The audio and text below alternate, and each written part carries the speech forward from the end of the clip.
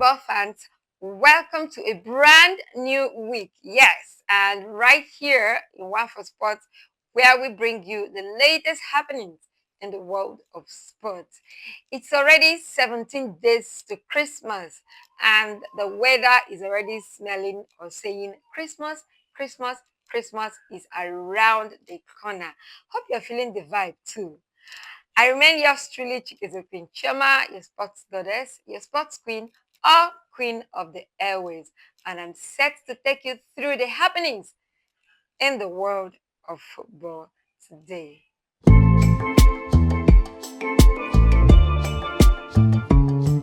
we're going to be looking at the weekend roundup across Europe's top 5 leagues and other leagues in the world. It was a dramatic weekend, one that left so many fans jaw-dropping. Like, a lot of things that happened were not expected. Now, let's start off with the Premier League, where finally Arsenal, at some points, it was just, will this Arsenal ever lose a game? But that debate has been put to rest because finally Arsenal lost 2-0. They lost to Aston Villa this weekend. So the jinx is broken. 18 games in all competitions without a loss. That has finally been laid to rest. Unai Emery seemed to be one coach that has Arsenal at the back of his palm. Like, he can literally read Arsenal like a book and come out with exciting results.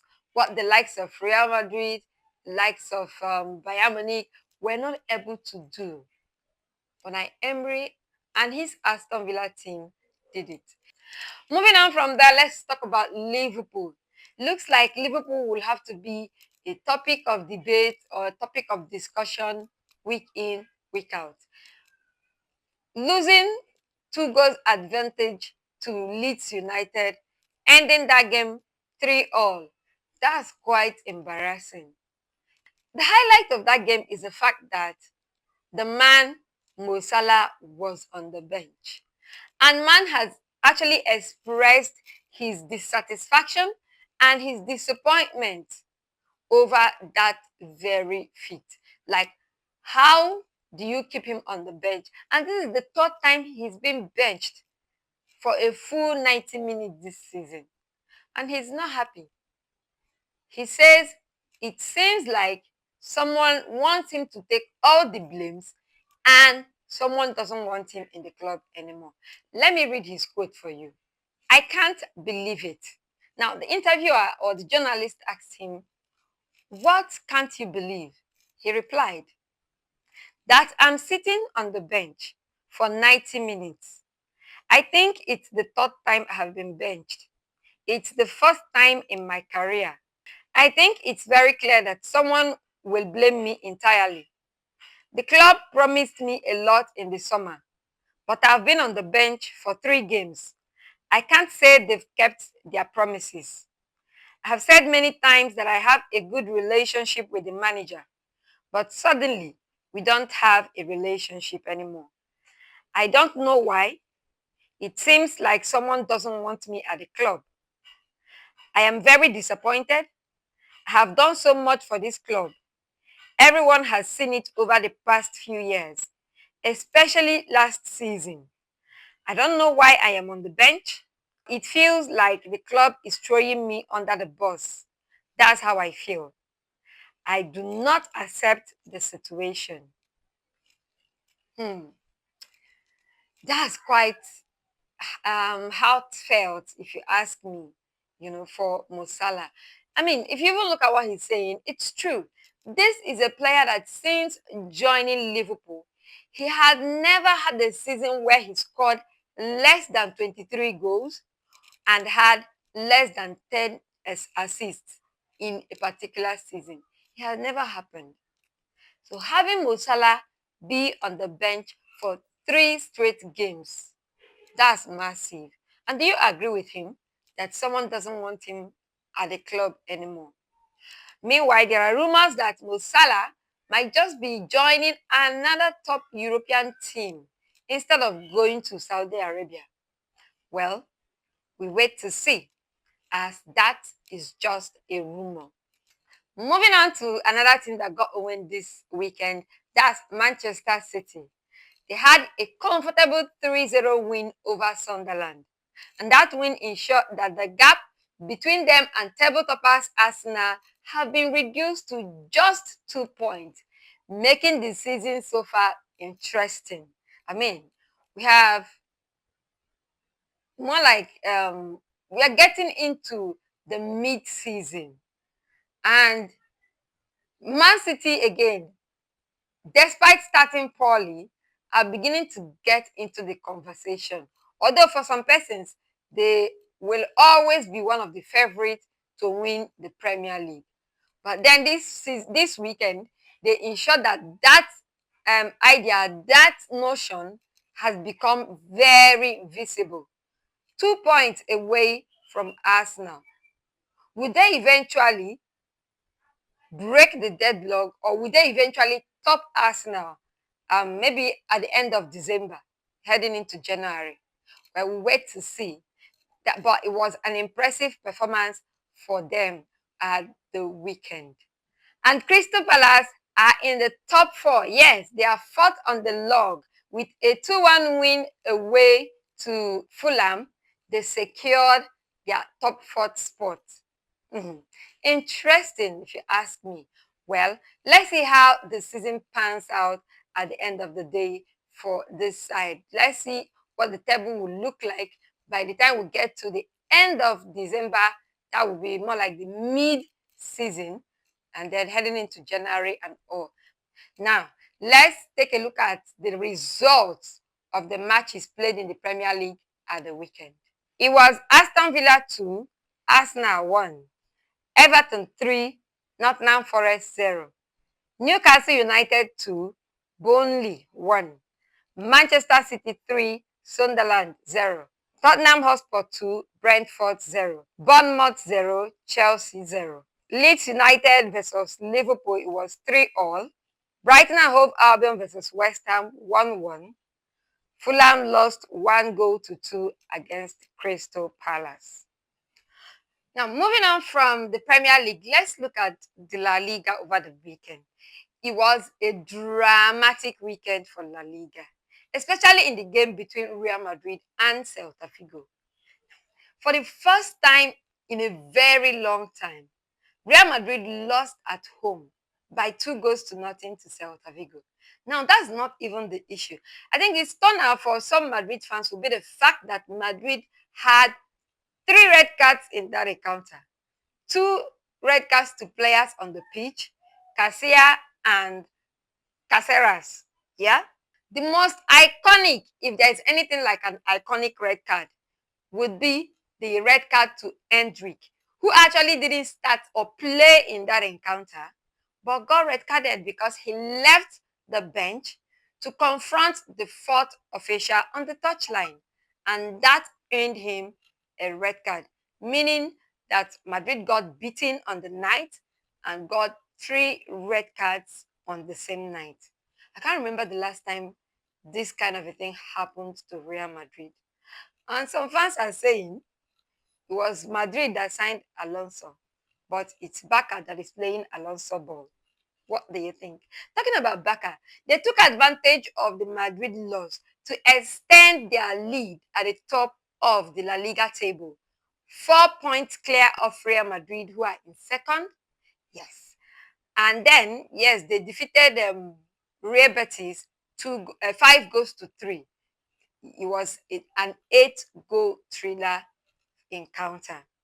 I'm going to ask, as a La Liga fan, or a Real Madrid fan, or even a Barca fan, do you think this is a one-off setback for Real Madrid, that they are going to bounce back and probably win the league at the end of the season? Or you think Hansi Flick and his Barca side are going to go all through from now to winning the league at the end of the season? Well, let us know on the comment section. The results of the game played in La Liga over the weekend. It was Villarreal 2, Getafe 0. Deportivo Alaves defeated Real Sociedad 1-0. Real Betis 3, Barcelona 5. Athletic Club 1, Atletico de Madrid 0. Elche 3, Girona 0. Elche ended their long winless streak at the weekend with that win. Valencia 1, Sevilla 1. Espanyol 1, Rayo Vallecano 0. Real Madrid 0. Celta Vigo 2. In the Bundesliga, Bayern Munich continued their emphatic dominance of the league. They won in their game about 5-1 or 5-0. It ended with Harry Kane scoring a hat-trick in that encounter. Now, let's take a look at the results of games played in the Bundesliga. It ended Mainz 0-5. Borussia Mönchengladbach 1. FC Cologne 1. St. Pauli 1. Wolfsburg 3. Union Berlin 1. Augsburg 2. Bayern Leverkusen 0.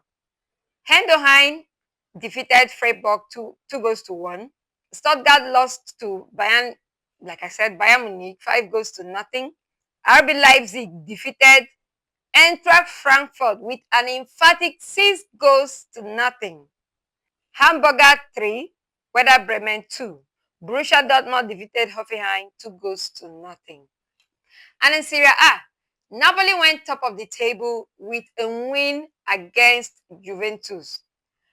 Manchester United Loni, talking about Rushmond Holland, scored the 2 goals that ensured that Napoli defeated Juventus 2-1 to go top of the table. Inter also secured a 4-0 win over Cesc Fabregas Como. Now, all the hype around Cesc Fabregas and his Como side have been laid to rest. Let me bring you the results of the games played in Serie A at the weekend. It was Sassuolo 3, Fiorentina 1. Inter Milan defeated Como 4-0. Hellas Verona defeated Atlanta 3-1. Cremonese defeated Lecce 2-0. Cagliari defeated AS Roma 1-0. Lazio and Bologna shared the spoil, 1-1 it ended. And then it ended Napoli 2, Juventus 1. Moving on from there, let's go to some other league in the world. And we're going to pay attention at the MLS. Yes, over the weekend, Lionel Messi guided Inter Miami to winning the MLS Cup. Now, let me remind you that when Lionel Messi joined the side, they were the worst team in the MLS. They were 15th on the log. Fast forward to 3 years later, they are MLS champion. And Lionel Messi was also named the MLS Player of the Season. Now, that trophy means that Lionel Messi has won 48 trophies in his career. Next is Sebastian Heller, the one that survived cancer, came to play in the last edition of the AFCON and helped his side, Ivory Coast, to win the trophy against Nigeria. He scored a goal in that encounter. Now, remember him, right? Now, he has slammed the journalist who asked him if he had preferred to stay at the club and play football or go for the AFCON. Now, let me read his reply word for word. He said, "This question shows all the lack of respect you have for Africa. Would you ask this question to an European player before Euro? Of course, I will go and play in the AFCON." I think I like that because it's high time we begin to command respect. Yes, AFCON shouldn't be treated as second to any other continental tournament. It is AFCON should be rated at the same level as the Euros. And a player shouldn't be asked if he had preferred to play at the club side or go for AFCON. And for me, I think the reply from Sebastian was top-notch. Or what do you think? And finally, away from football to some other sports, and we are pitching our tent with the MMA, that's the mixed martial arts, where former two division champion, that's a former flyweight and bantamweight champion Henry Cejudo, has retired from UFC. He made the announcement over the weekend after he failed to secure a win against Pelton Tabor, incurring his fourth straight losses. If you ask me, I think it's the right time for the man to call it quit.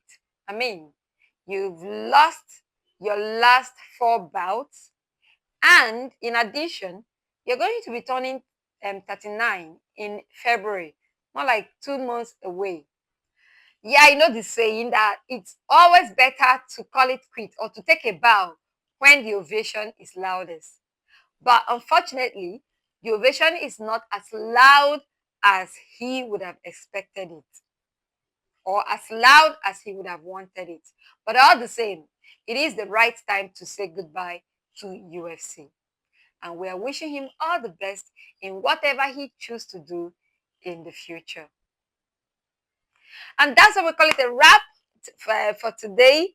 And before we go, there are Champions League games to be played this weekend, or this midweek rather. Yes, Champions League games are going down the radar. And we're going to be having some exciting games during the midweek. So let's look out for it. The likes of Arsenal, Real Madrid, Chelsea, everybody will be in action, Man City and all.